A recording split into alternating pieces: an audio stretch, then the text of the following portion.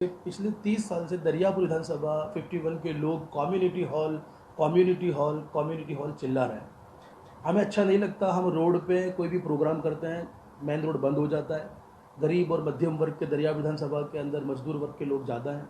वो छोटा मोटा उनका कोई भी पार्टी फंक्शन होता है, वो रोड बंद कर देते हैं। हमें भी नहीं अच्छा लगता, लेकिन हम बार बार शिकवे शिकायतें हमारे विधायक के पास में लेके गए कि हमको कम्युनिटी हॉल चाहिए। कम्युनिटी हॉल की कोई प्रॉब्लम सॉल्व नहीं होती। ट्रैफिक की बहुत प्रॉब्लम है, वो प्रॉब्लम सॉल्व नहीं होती। पूरे दरिया विधानसभा 51 तुम किसी भी विस्तार में किसी भी गली में जाकर के देख लो, दबाण का बहुत ज़बरदस्त प्रॉब्लम है। एंटी सोशल लोग बहुत सक्रिय हैं।